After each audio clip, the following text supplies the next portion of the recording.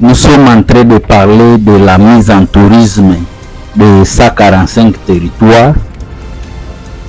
Aujourd'hui, je vais vous parler de l'expérience qu'un touriste français a fait. Il a quitté Kinshasa pour arriver à Kimpese. Ensuite, il est arrivé à Luozi pour prendre les bacs pour traverser. Pour arriver ensuite à la frontière de Kimwela, la République démocratique du Congo, et londer la caille au poste frontalier de la République du Congo, le Congo-Brazza. Mais ce qui m'a touché, c'est que vous devez savoir que il y a des parties de la République démocratique du Congo qui sont totalement abandonnées. Il y a des parties qui sont livrés à eux-mêmes. Pas de pistes dignes de ce nom. Conditions hygiéniques très déplorables. Et pas de soins médicaux. Parce que lorsque nous sommes en train de vous dire que c'est la DGM qui détient la clé du développement de la République démocratique du Congo, ce n'est pas la blague, parce que c'est d'après les expériences que nous avons constatées. Je vous ai dit que nous avons plus de 60 postes frontaliers qui sont reconnus mondialement, et que si nous les exploitons du point de vue touristique, ces postes frontaliers peuvent nous générer de l'argent. Mais malheureusement, la pratique sur le terrain, c'est décevant. Parce que les postes de Kimwela et au Congo-Brazza, est-ce que les gens qui travaillent à ces postes savent qu'il y a aussi des gens de la DGM au niveau de Makobola, au niveau de Ishasha, au niveau de Beni, au niveau de Arua? C'est ça la question. Et c'est ce que nous voulons apporter comme solution. Il y a des parties de la RDC qui sont totalement abandonnées. Les habitants sont livrés à eux-mêmes, pas de pistes dignes de ce nom, conditions hygiéniques déplorables et soins médicaux néants. C'est vrai, la RDC c'est un pays continent avec des potentiels touristiques énormes, mais regardez l'état de la route. Vous devez vous rappeler que c'est au Congo-Brazza, au Congo, au Bas-Congo, où on a découvert le cobalt, le lithium, des matières premières qui ne sont pas inexploitées. Mais ces postes frontaliers que vous allez voir, la route pour y arriver, c'est 450 km. Mais en saison de pluie, c'est déplorable.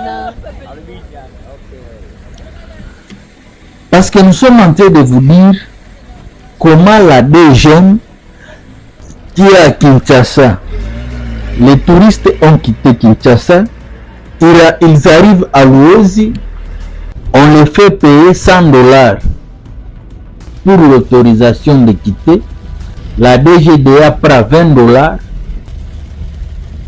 Pour entrer dans le bateau, il paye 25 000 francs en fait d'arriver de l'autre côté. Le problème, c'est les réalités que les touristes ont trouvées sur le terrain. 60 km, on fait plus de 10 heures du temps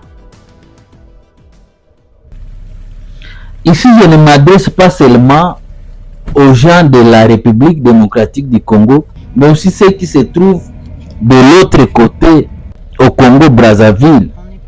Parce que entre les postes frontaliers de Kimwela et Lombe-la-Kaye au Congo-Brazza, il y a la zone nette de 15 km. Imaginez ce qui est impossible avec le Rwanda et la RDC, avoir ces postes frontaliers de 15 km. La piste laisse à désirer. Nous sommes en train de vous dire la première richesse que nous devons laisser à la génération future, ce sont les routes. Même si nous voulons des postes, être ministre, être ceci, cela, c'est bien, mais pratiquement, qu'est-ce que nous faisons? Nous avons la chance que c'est les colons belges qui ont fait la prospection pour faire des routes en République démocratique du Congo. Ce qui nous reste seulement, c'est la pratique. Au Congo-Brazza, au Congo central, il y a des bitumes. Il suffit d'être capable de les transformer pour goudronner le Congo-Brazza. La route de Kinshasa jusqu'à Kipese est à bon état. Mais lorsque vous quittez la route principale pour aller au niveau de Kimwela, il y a les postes frontaliers.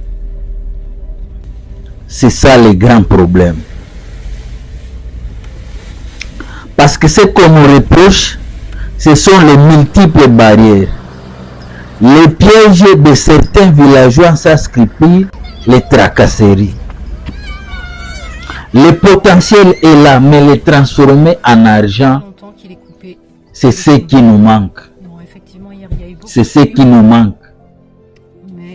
Vous devez enseigner aux enfants la vérité. Le grand problème que nous avons en RDC, nous avons le problème d'argent. Et il faut enseigner aux enfants dès le bas âge comment ils peuvent avoir de l'argent. Si une route est fréquentée, cela veut dire qu'il y a la circulation de l'argent.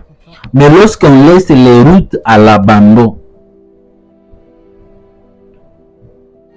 la route qui n'est pas exploitée,